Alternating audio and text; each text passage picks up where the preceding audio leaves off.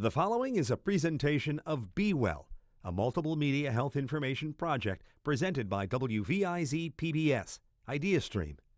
Funding comes from the Dr. Donald J. Goodman and Ruth Weber Goodman Philanthropic Fund of the Cleveland Foundation, the Margaret Clark Morgan Foundation, the McGregor Foundation, the Woodruff Foundation, and the Community Foundation of Lorain County. With this disease, you either get help and become sober, you go to jail, or you die. You know, there's only three choices. It took away my livelihood. It shattered dreams. Accidental overdose is the fourth leading cause of death. Small town America with a big problem. You know, heroin nowadays is killing our youth. Their brains have been hijacked. Addiction cost me my family. The sad reality of relapse is sometimes you don't make it back. Sometimes you literally die. It destroyed my family. It destroyed my self-respect. It wiped out everything.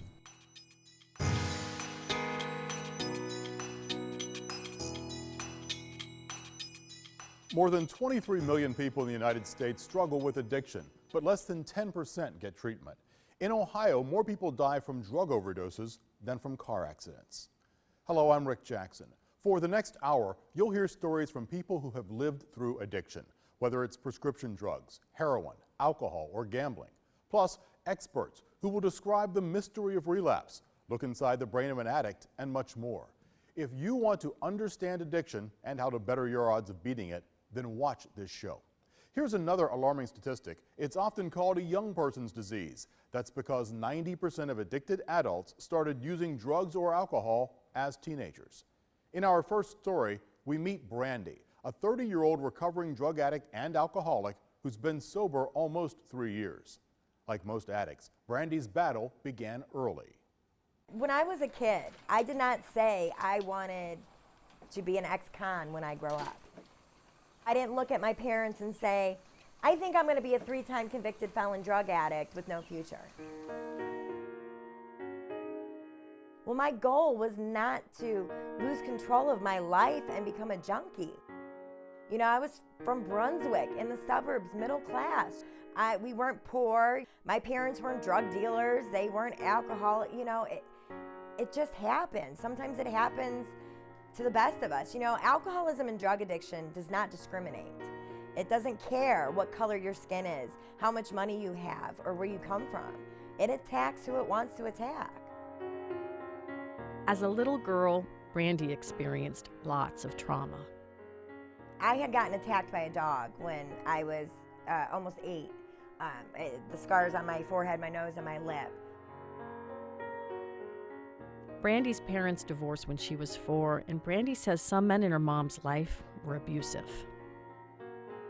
But it was a very unhealthy situation, and I think that's a lot where all my anger and my depression kind of came from, was not knowing how to handle those situations. At age 13, Brandy began drinking. Then came pot, and eventually heroin. When heroin hits your veins for the first time, it is overwhelmingly powerful. It's like a total euphoria. Nothing else in the world matters. I instantly became the type of person, like family and friends would come over to the house. If they left their wallet out, I would take money out of it. I would take the wallets, help them look for it. I mean, I was conniving, manipulative. I was this tornado, and I would destroy whoever's lives I would come in contact with. You know, it's just like spinning out of control. In late 2009, Brandy ended up at IBH, the Interval Brotherhood home in Akron.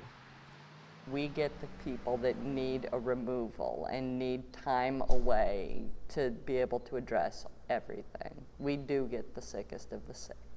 A large majority of the people that have substance abuse problems also have some kind of co-occurring mental disorder, whether it be some sort of mood disorder or anxiety disorder or post-traumatic stress disorder. We don't talk as much as we used to. Brandy had a plethora of different issues, all kinds of trauma ranging from physical, emotional abuse to sexual abuse to violent traumas, and she was diagnosed with PTSD. It's tough. IBH follows a 12-step model for recovery. Clients must accept they're powerless over their addiction, and they need help from a higher power.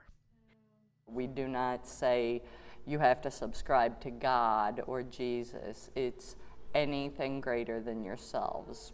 You must be able to surrender that you are no longer in control of your life. We have the perfect environment to allow someone to reflect on what they're doing and who they are and what they want to become. So when did things start to click? What was your turning point here? Everything just kind of came together right around the same time. I would say about my 3rd month in. Like I started thawing out from, you know, the years of being numb, and I started just comprehending what was really going on and that I didn't want to live my life like that anymore. Brandy learned new ways to cope without drugs or alcohol, and she gained self-esteem. When I arrived at IBH, I was missing my 4 front teeth at the gum line from various things like getting beat up, having seizures, not taking care of myself, and it played a very big role in my lack of self-esteem. And Broken Chains Ministry raised the money for a partial so that I would have some teeth. I smiled for the first time in a very long time without having to hide it, you know, and it was amazing. You know, I felt like a human being. I felt not like a junkie. I looked at Brandy when she first came in as kind of this really prickly cactus. She was very just hard, and you know, she liked to push people away. She was a cactus. Then through being here, she became a cactus with a flower. Good job. I love you. I love you too. The foundation is the most important thing in recovery. Part of my foundation is the spirituality, and part of it is the 12-step meetings. I met someone while attending the meetings. We've been together for a couple years now. I have been diagnosed with depression, and I take a very low dose of a very common antidepressant medicine, and that helps as well. And life is good. I mean, we've got a house now. He's got a career. I'm a manager at a well-known fast food restaurant. I'm a productive member of society today. The National Alliance on Mental Illness estimates that up to 50% of the mentally ill population may also have a substance abuse problem. Dr. Tony Love Johnson's here with me now. She's a psychiatrist at Metro Health Medical Center. Dr. Johnson, good to see you. Thank you. The term dual diagnosis, which we saw in Brandy's case, it means a person struggling with addiction also has some kind of an underlying condition, most often mental health. Why is it so common for addicts to also suffer from depression or another mental illness, bipolar disorder? Yes, well, research shows there's probably more than one reason for that, or a combination of reasons. A lot of times it can be the genetics or the genetic predisposition kind of running in the family. But also environment really has an influence on those that maybe had early trauma histories, as in Brandy's story, that then sets them up to have likely experience symptoms of mental illness in adulthood, as well as the substance abuse problem. In Brandy's case, she suffered a lot as a child, suffered a lot as a teen. It leads to depression, it leads to addiction. Do we usually see them come in an order? Does one precede the other?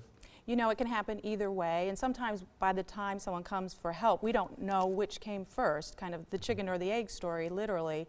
In her case, I think that early trauma and probably having her reach for some alcohol to self-medicate very early on, but you really don't know. Without the alcohol, she probably still would have had post-traumatic stress disorder, so it's hard to say a lot of times which came first by the time someone comes for help. When she comes in there and you don't know which issue came first, how do you decide which one to treat first?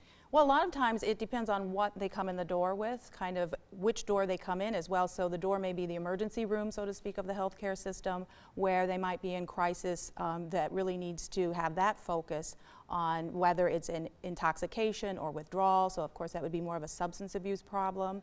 Whereas she might come in because of a suicide attempt, which kind of is in the realm of the mental illness problem.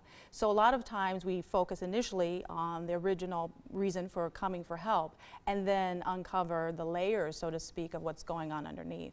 So you're treating them sometimes in conjunction. Would she have different sets of doctors to treat different disorders? That's a good question, and a lot of times it gets to be quite difficult because there are really two systems of care in that way. One really focuses more on the mental illness One will focus more on the substance use disorder, but really both need to be treated in conjunction together. Sometimes there's an order, but both have to be treated at some point. Is there somebody at the hospital who's overseeing the idea of this doctor treats this doctor treats this segment? Does the family have to kind of keep everything in a row? Who's controlling this issue? Well, physicians who specialize in mental illness and substance abuse are usually psychiatrists, so they're trained actually for the whole scope of mental illness and substance use disorders. However, they might have someone be involved with another allied health professional.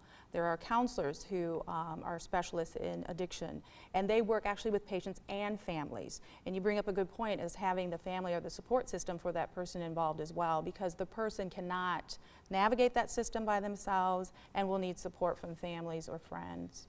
When we look at Brandy's story, it ended as a success story. Do you always see things maybe not turn out that well, but at least you see the patient coming back to society? And actually, substance use disorders tend to be recurring conditions. Mental illness can be of a recurring nature as well. So frequently we see the recurring episodes before someone actually gets to the point of continuing recovery. And Brandy's story is one that she's in recovery continuously every day. So a lot of times we see the difficult steps and the setbacks, but the progression is what's important. Dr. Tony Lev Johnson at Metro Health Medical Center, thank you so much for sharing time with us today. Thank you. We turn our attention to the science behind addiction. People can be addicted to all kinds of things: drugs, alcohol, cigarettes, gambling, even pornography. No matter what the problem is, all addicts have one thing in common: what's happening in their brains. In this segment, we explore the biology and chemistry of addiction and how it hijacks something we all have. Call it our pleasure pathway. Human beings are designed to feel pleasure naturally in order to survive. Eating keeps us alive. Sex keeps us multiplying. So all human beings have this pathway in the brain that we commonly refer to as the reward pathway, that basically tells us when we encounter stimuli in the environment which ones we ought to pay attention to, which ones are important for survival. Food and sex are excellent examples of natural things in the environment that activate this pathway. Similar to how people communicate when one person talks and the other one listens, brain cells also talk. They use chemicals called neurotransmitters, and one of them is called dopamine. It speaks the language of pleasure. When the reward pathway is activated, dopamine is sent from one cell and received by the next. It's this neurotransmitter dopamine, this chemical signal, dopamine, that's released and transmitted through the pathway that lets the organism know that this is a pleasurable thing. The chemicals in drugs basically commandeer the brain's reward pathway. Instead of natural little bursts of dopamine, drugs create a surge, hitting the brain like a bolt of lightning. Doctors believe the same sort of process occurs with certain behaviors like compulsive gambling. Be it from gambling or drugs, the brain tries to adjust to abnormally high levels of dopamine and things go haywire. Important connections are lost, fuses are blown, so to speak. The brain loses its normal ability to process dopamine, and the addict loses a baseline ability to feel pleasure. He or she must continue the harmful behavior just to feel normal. Advancements in scanning technology now allow researchers to actually visualize these chemical changes inside the brain. This is a healthy brain. The red color indicates normal brain chemistry in the reward pathway. And here's the brain of a heroin addict. The absence of red indicates, in a sense, the blown fuses due to drug abuse. Repeated drug use damages other areas of the brain too, such as those involved in judgment and self-control. And while anyone can become addicted, some people are more genetically prone to it than others. That's why addiction tends to run in families. One other important note while we're focusing on the brain: drug and alcohol abuse is particularly problematic for teens because their brains are still developing. Addiction not only messes with their brain chemistry, it also stunts their emotional growth. This program is part of IdeaStream's ongoing multiple media health information series called Be Well. Watching this show, you may realize you need help or know someone who does. Go to health.ideastream.org, where you'll find a library of news stories, journal articles, and studies about addiction. You can also call United Way 211. Just dial 211 to be linked to services in our region that can help you, your family, or a friend. Addiction can lead people to do unspeakable things. Children steal from their parents. Parents abandon their kids. In fact, that's exactly what happened in our next story. Charlene is a local woman who spent 30 years addicted to drugs and alcohol. For me, the journey that I went on was a roller coaster journey, because it was so many times I promised I wasn't going to use again, and I broke a lot of promises and broke a lot of hearts. Addiction cost me my life, my family, my God. I missed a lot of time. It just like I missed a lot of family reunions and graduations. It's like I woke up and my children were a certain age. I was really forgetting how old they were. I was older. And some of the people, some of my family members, they're gone. And I didn't even make it to their funerals. In her 20s and 30s, Charlene was a mother of two, and her husband was a good provider. But Charlene had a dark secret. She was addicted to alcohol and drugs. I tried to be a mother, but I wasn't, because there's no way that you can be a real mother to your children and you're using and still sneaking around even though you're in the house. I took my family through a lot. Just not showing up, going to the store and maybe to go grocery shopping or something, maybe not to come back for a couple of days, not calling for weeks, and it had been months at a time. Crack took over Charlene's life. Her husband took over raising the children. Eventually, they divorced. He just couldn't do it anymore. He was hiding things from the family. I would disappear and they would wonder where was I, and when they would call me, he'd make up excuses for me, and it just became too much for him. In 2010, Charlene ended up at the Edna House. It's set on the grounds of the old convent for St. Coleman's Church on Cleveland's west side. It's designed to help addicted women stay sober and get back on their feet. We incorporate a 12-step program here. I think a lot of people look at the 12 steps to be the medicine for the disease of alcoholism and drug addiction.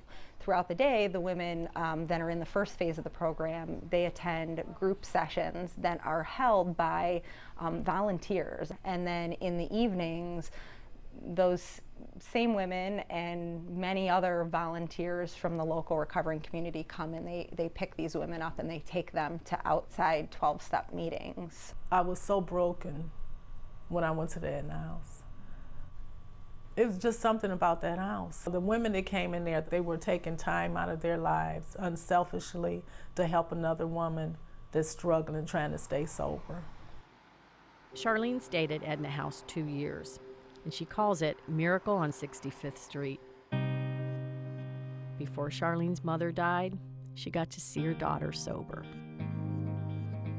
That's one of the gifts that I did get. My mom, before she left here, she had a chance to see me sober. After so many years of talking to me, praying for me, never giving up on me. Edna House helped Charlene find inner peace and find a job. Now she works as a receptionist and lives just down the street from her ex-husband and daughter. I feel safe here. I'm not on the run any longer. The drugs and the alcohol really had you on the run? Every day. That was my life. That had become my life. Addiction cost me my family, myself, a lot of years. But right now, I'm starting to get it back. Like many people, Charlene is staying sober by regularly participating in a 12-step program. 12-step programs are based on Alcoholics Anonymous, which started here in Akron, Ohio.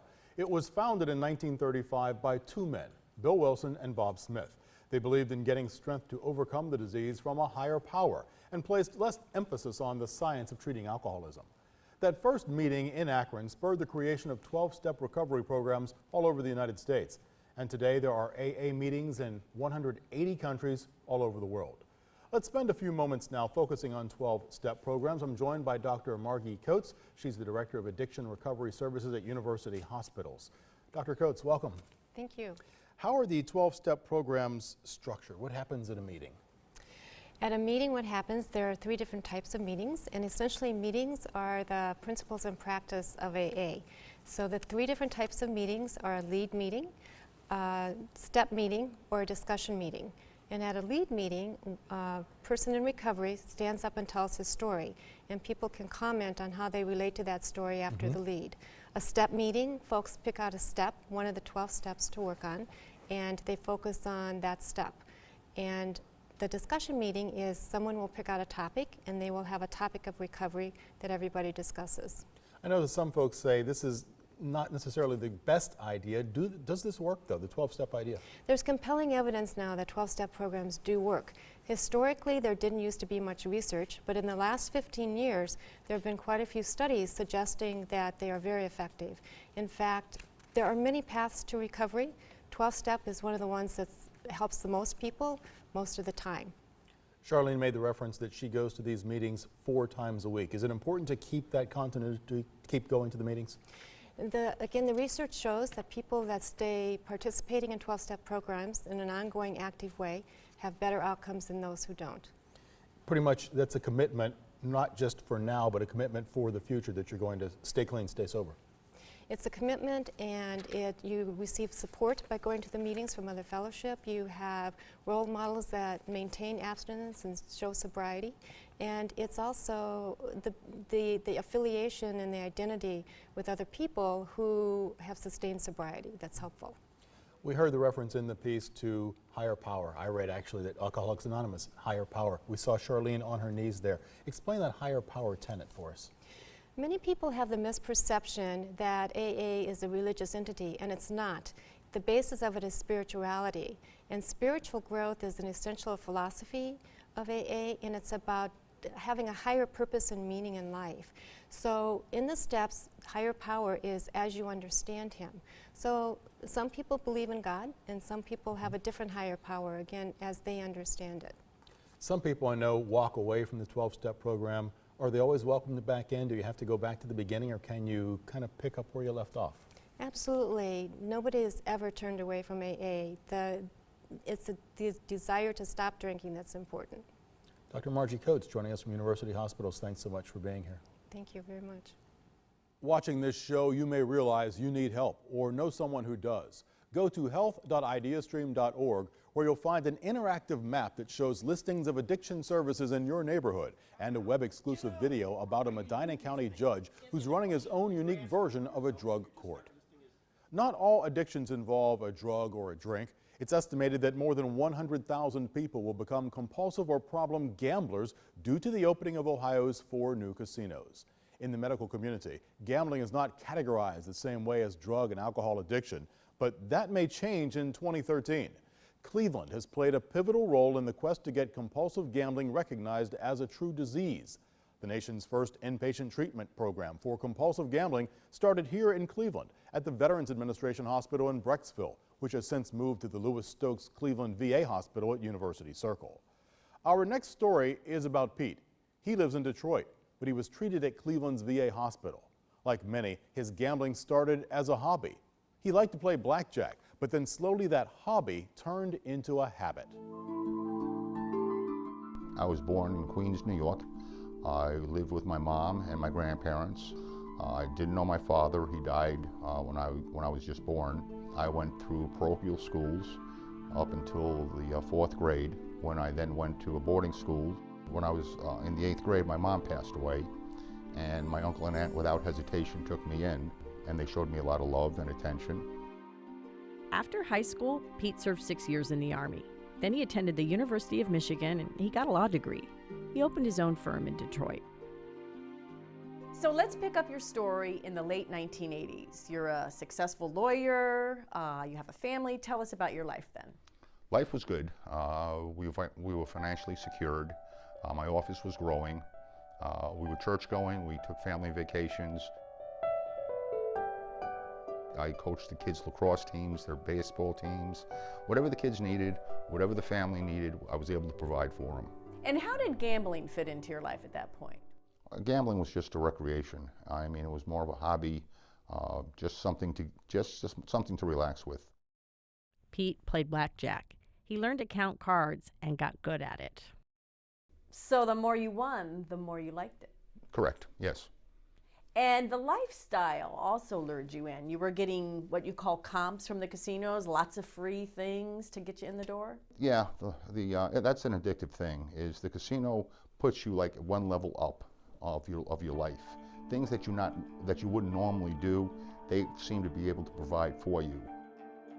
Pete was playing in Las Vegas and the local casinos in Detroit, and the stakes kept getting higher and higher.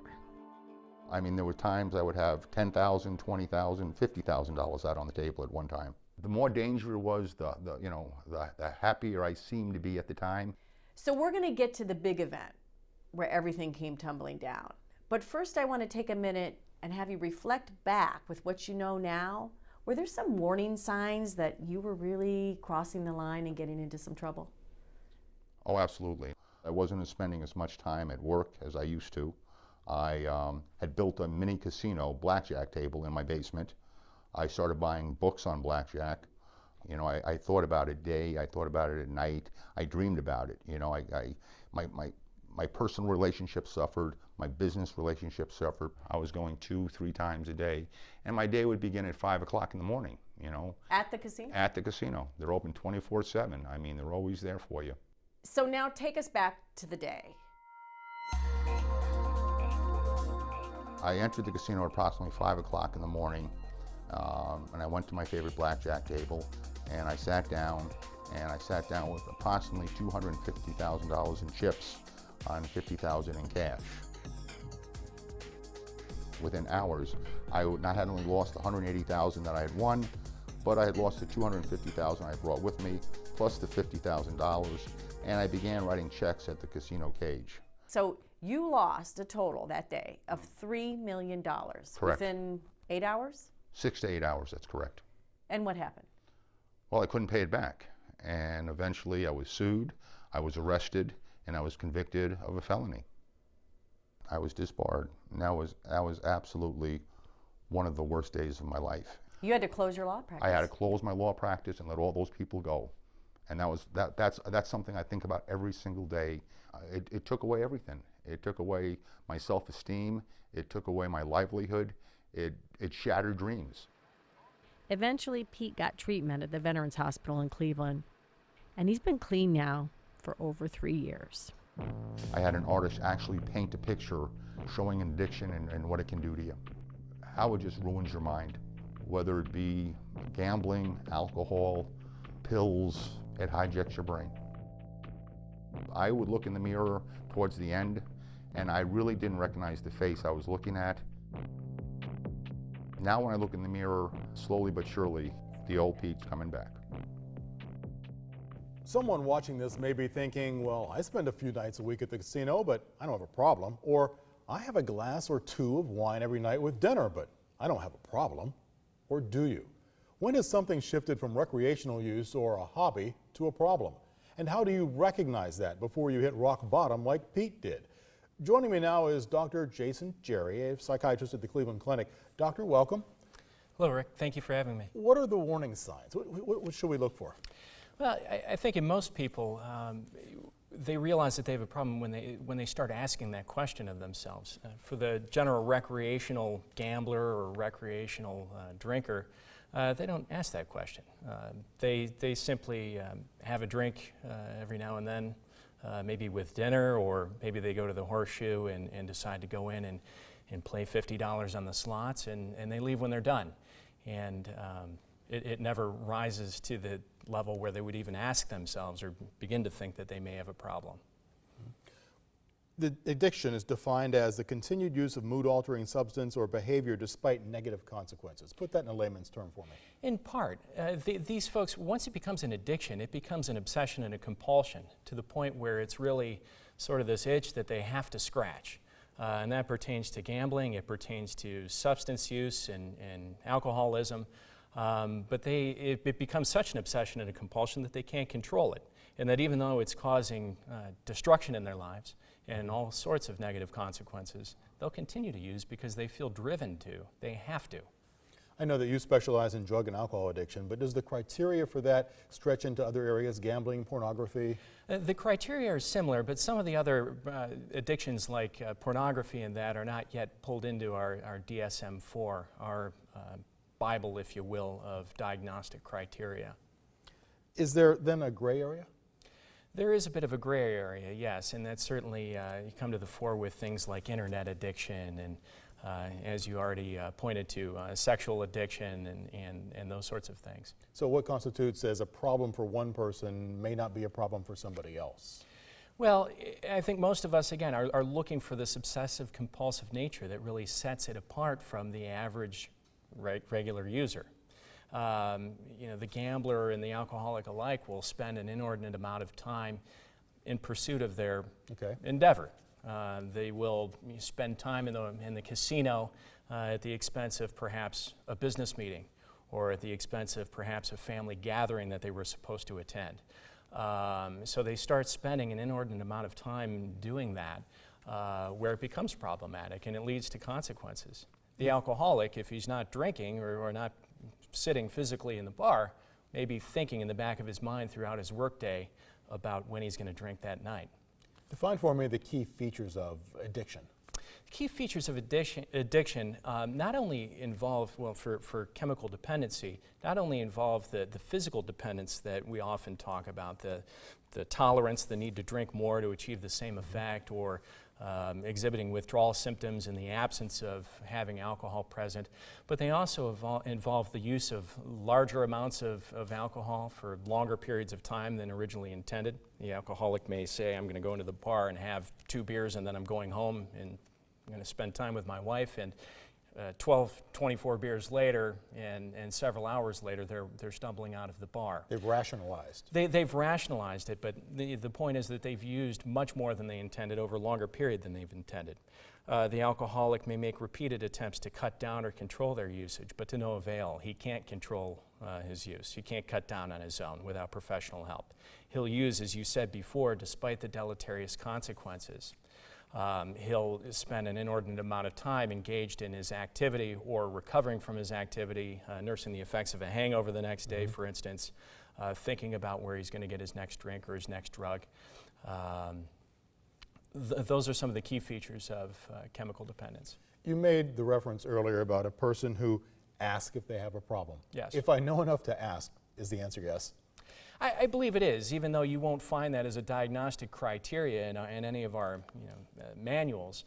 I believe once somebody gets to the point where they're wondering whether or not they have a problem, I believe there's a high likelihood they do.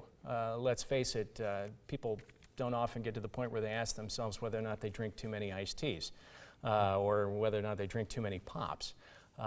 So I think there's something a little different in that question when it rises to the fore that suggests that maybe they do have a problem. Maybe they have already noticed at some level that they drink differently than their loved ones or friends. Lastly, we saw Pete talk about gambling for 25 years, but only in the last 5 did he realize he had a problem. Is that normal? It's certainly very common, and we never know when it's going to cross the line, when it's going to escalate out of control and become a problem. You'll find many people, for instance, who will be recreational drinkers for years, and all of a sudden the use starts to escalate and spiral out of control, and it's as though a switch is flipped, and they go down that path to becoming an alcoholic or an addict or a problem gambler. Dr. Jerry of the Cleveland Clinic, thanks so much for being here. Thank you, Rick. I appreciate it. If you are watching this show and thinking you need help, or perhaps you know someone else who needs help, go to health.ideastream.org. That's where you will find an archive of all the radio and television content we've created for this addiction series. Plus, links to stories Plain Dealer reporters have done this month on addiction. You can also call United Way 211. 211 is available 24 hours a day, 7 days a week. Just dial 211 and operators will put you in touch with low or no cost services close to your home. Addiction is a disease which never really goes away. It lies dormant, waiting to rear its ugly head if and when a recovering addict lets down their guard. In our next story, we meet Clifford, who knows relapse can come at any time, anywhere. My name is Clifford. I'm an addict. Hey, Cliff. Hey, my clean date is 2/16/12, and thank God I don't got no desire to change it. This is Raw Tuesday. It's a group counseling session at Y-Haven. I don't want to die. I don't want to be in that pine box and have my kids look. It was like a fear. Like I had this big fear of how people was going to look at me or how I was going to be received because I keep relapsing, I keep relapsing, I keep relapsing. Clifford has been at Y-Haven 5 months. It's a program run by the YMCA of Greater Cleveland for homeless men suffering from substance abuse. In his mid-20s, Clifford battled crack. He got clean and he stayed sober 12 years. But in 2008, he relapsed and went into a 4-year using binge. The memories are vivid. Clifford was at the height of his career, working at a wastewater treatment plant. Once I got introduced to wastewater treatment, I almost fell in love with that. You know, it was like, wow, this is right for me. I was living my dreams. The night that I relapsed, I remember sitting in my car, right, and my life is just like in front of me. I see faces of the people that I love. I see my daughter's face. I see my boss's face. I see, you know, my grandmother, my mom, but that wasn't enough to deter me from using. I smoked that rock that night, and I could actually feel my brain go bing, like a light came on. Once that happened, I found myself back and forth to the bank, back and forth to the bank. I couldn't stop it. That $20 rock set off a chain of destructive events that wouldn't stop until February the 16th, 2012. I remember when Cliff came through the doors of Y-Haven, you know, full of shame, full of guilt, and full of embarrassment. And one of the first things that he told me as his counselor was I had 12 years. You know, and I relapsed. So we got to talking, and you know, I said, well, what did you stop doing? Because usually when you relapse, you stop doing something. You stop doing what works. I wasn't attending meetings on a regular basis. I had stopped talking to my sponsor. I had stopped talking, no kind of really communication with other recovering addicts. You got some people in your life that you can call upon, that you can reach out to, that you can talk to. Clifford is learning the value of having a support network in place when cravings arise. What's up, man? Right. But the only way to keep from using is to keep doing this recovery-related activities on a daily basis. And the thought of using, a feeling of using, is just a feeling. And all feelings, given enough time, will pass. The courage to change the things I can, and the wisdom to know the difference. I fear a relapse. I fear a relapse. I fear a relapse so much that I'm willing to do whatever it takes to not have to live through that experience again. How are you all tonight? Good, how are you? Good. Clifford is facing fear and confronting pain. We started the family program in order to show our guys that yes, in fact, they hurt their family deeply. So it may sound difficult when I ask you to do this, but what I'm going to ask you to do is to tell your dad how his use did affect you and how it made you feel. So I was hurt, I guess. Like, not hurt, but like angry. You just care more about yourself than me. What I'm learning is just Actually, sometimes the word sorry ain't enough. You know what I'm saying? Some things we do that we regret, and we regret for a long time. But I'm learning that, you know, I gotta learn how to live with that, you know, and find a way to forgive myself. When I first got here, Ashley wouldn't even call me dad. But when I came in here and I surrendered and I got clean, she calls me dad. Clifford's story is all too common. Recovering addicts live with a constant shadow called relapse. Dr. Ted Perrin is Associate Medical Director of Rosary Hall at St. Vincent Charity Medical Center. Doctor, welcome. Thank you. Does relapse happen to someone overnight? Relapse occurs overnight in terms of, with that first use, relapse begins as a progressive phenomenon that is sort of an avalanche that overtakes a person's life. However, if you carefully interview people, you find that the traps that set up the relapse often preceded the relapse by a few weeks, if not several months. When we saw him referring to not talking to my sponsor, that's a trigger? Not talking to my sponsor, not going to meetings, not thinking about a recovery program in an active way every day in a person's life. Certainly those are some of the triggers. The others often are beginning to slip and hang around with other people who drink, who drug, because you get this false sense of security. Is relapse a little bit more common than we would think? Relapse is very common. Up to 85% of people who ultimately get sober and stay sober for a long period of time have at least one, if not several relapses during the course of that time until they get sober. 85%. Yeah. Stunning figure. We've talked about 12-step programs. We've talked about some other ways of helping, particularly for somebody trying to kick a substance abuse problem. One medication that you refer to is a drug called Suboxone for those who are addicted to prescription drugs or heroin. What does that do?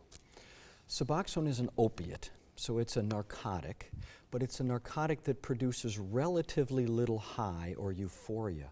So it satisfies the cravings, it relieves withdrawal, but it doesn't make a person real high. And a person can take it as a detox medicine or typically as a maintenance medicine for between 18 months and 2 to 5 years as they're nailing down the other bits of sobriety in their life. The other treatment we talk about is naltrexone, used for treating alcoholism as well as opiate addictions. How does naltrexone work? So naltrexone is an anti-opiate. Naltrexone is a pure opiate blocker. It basically works like those little child safety caps, you know, that you put in the light receptacles in your house, right, so you know the kid can stick things in and shock themselves. Right. Well, naltrexone does exactly that same thing in the brain when it comes to opiates. So if a person uses a narcotic and they're on naltrexone, they feel nothing. When you are talking to a patient, how do you decide which one goes to which patient? Does a person use one or the other or both? Well, typically we recommend naltrexone first because it's not a narcotic and because any doctor can prescribe it, and it's quite safe. If a person has continued to relapse despite trying naltrexone with a good recovery program or not trying naltrexone but they have multiple relapses, then we begin to think about a methadone maintenance program or a Suboxone maintenance program. And despite everything that you can do for them, it's still really up to the patient to be accountable for their own life. The bottom line is addiction treatment providers advise patients or clients. We introduce them to skills on how to live sober in a community that's sort of committed to Miller time. But the reality is the person themselves has to take the responsibility to practice those sobriety skills on a daily basis.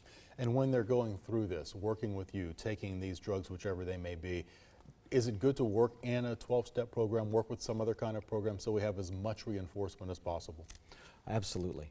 The reality is a formal counseling program as an outpatient helps. A recovery program with a 12-step community, which is sort of self-help, helps, and the medications help. Any of those three by themselves is weaker than the combination of all three. Okay.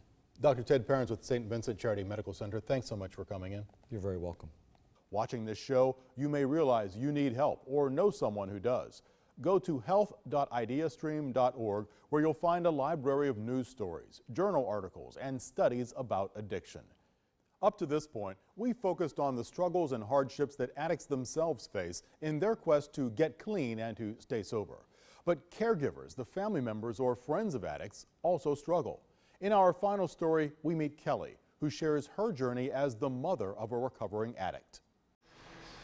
You're going to have to order 4 more rolls, 12 by 75. Kelly became the office manager of a Cleveland flooring company 2.5 years ago.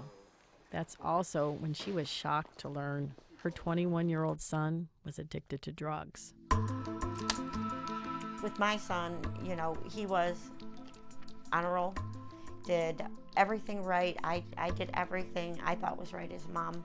And you know what? It can happen to anybody. Kelly's son appeared to have a storybook high school career.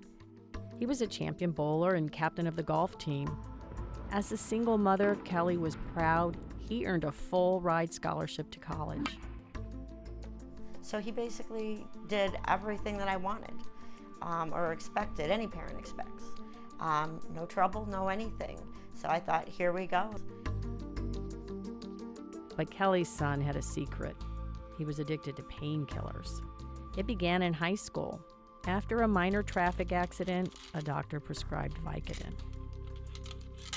And I thought, okay, you know, doctors know best, and he took them. But I definitely feel that that's where he got his first feeling of enjoying and liking these prescription drugs. Midway through her son's sophomore year of college, it became apparent something was wrong. And I had been noticing some differences, asking for more money. He wasn't being himself. So I started going through his room, and I was finding pieces of pen parts. I was finding straws. I was finding spoons. I was finding foil. I was finding baggies. Kelly confronted her son, and he admitted it.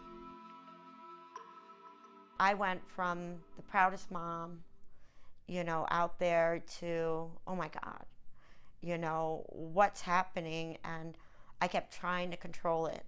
And I kept trying and trying. And the more I tried, the worse it got. When he was using and on this, he was a monster. So finally, I kicked him out of the house. So you had to do tough love? Oh yes, I did the tough love. No cell phone, no money, no car, clothes on your back, go. How hard was that as a mom? Terrible. I didn't sleep probably for the first 4 days.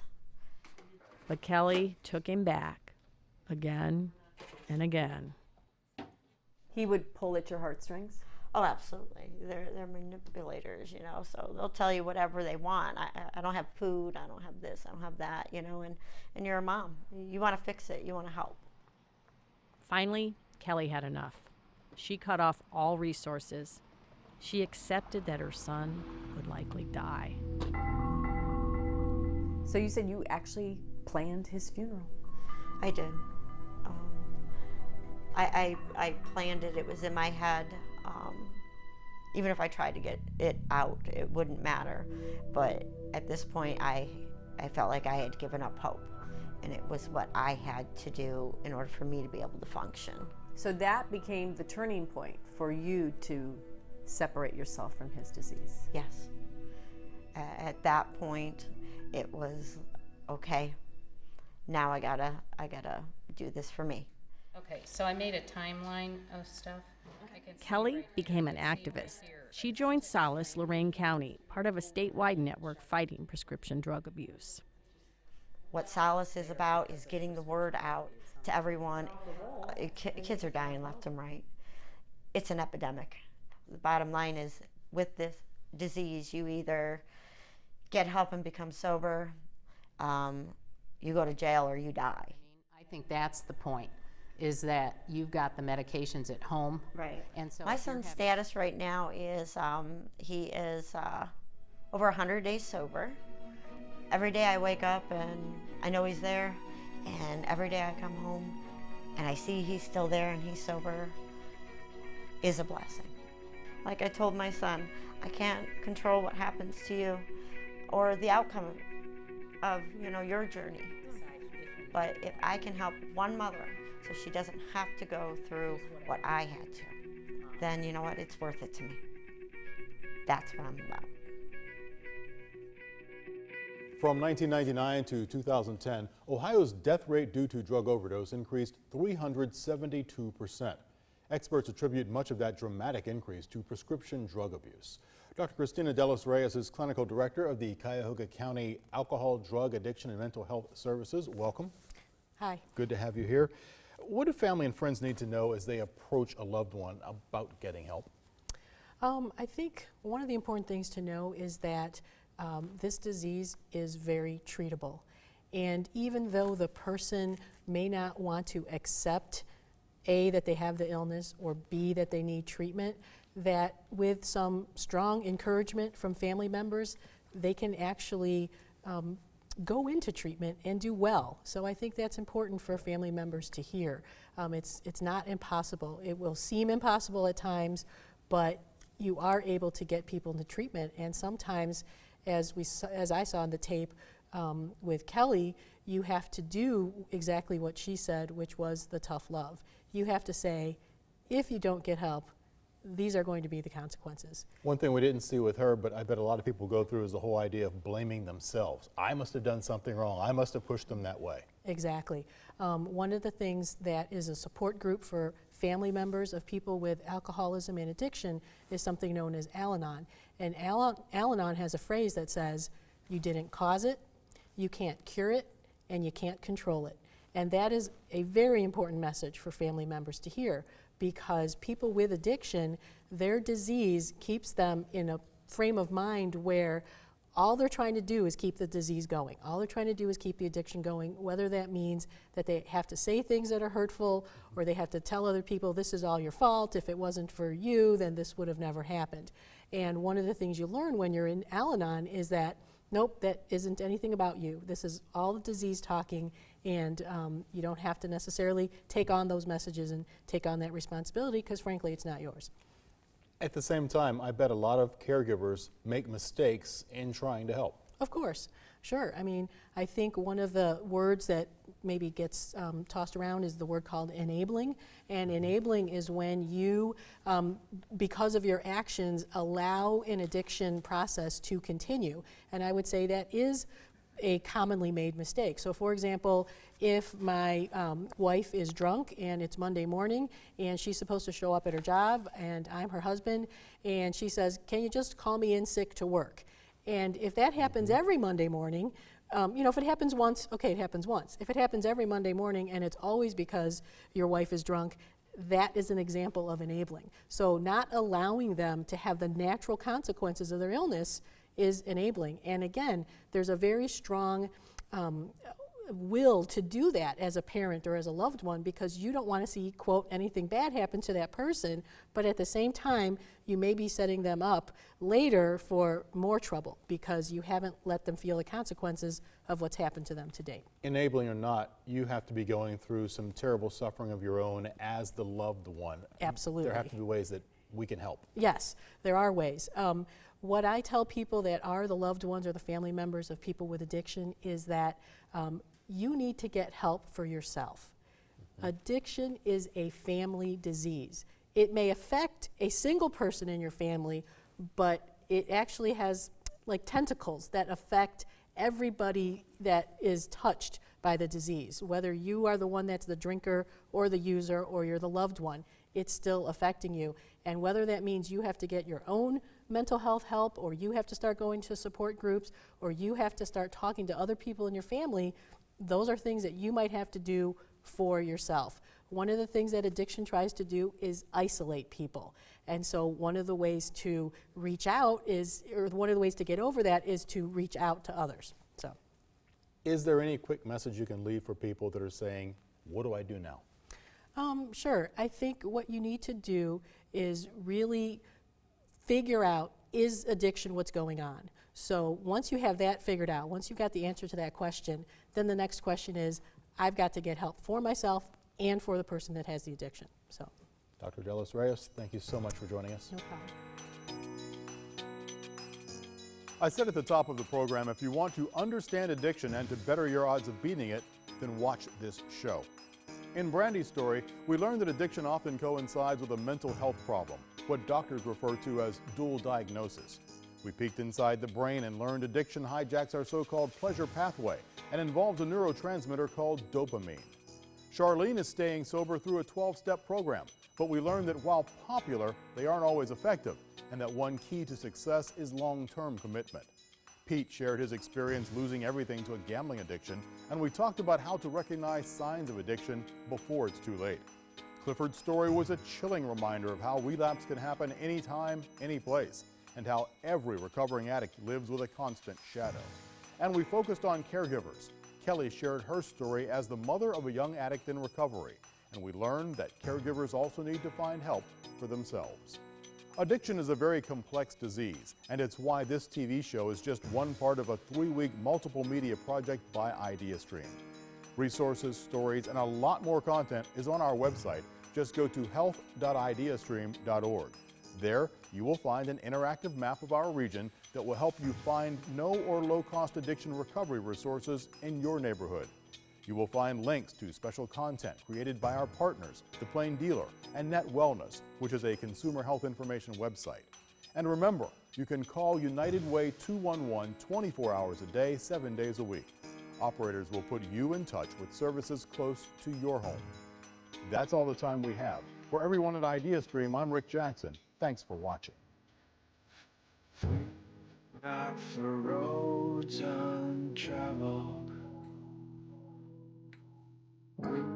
not for paths left alone, 'cause beyond every bend is a long binding end. It's the worst pain I've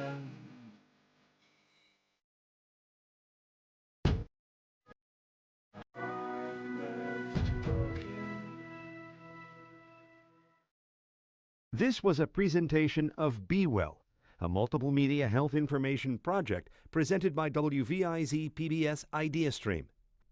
Funding comes from the Dr. Donald J. Goodman and Ruth Weber Goodman Philanthropic Fund of the Cleveland Foundation, the Margaret Clark Morgan Foundation, the McGregor Foundation, the Woodruff Foundation, and the Community Foundation of Lorain County.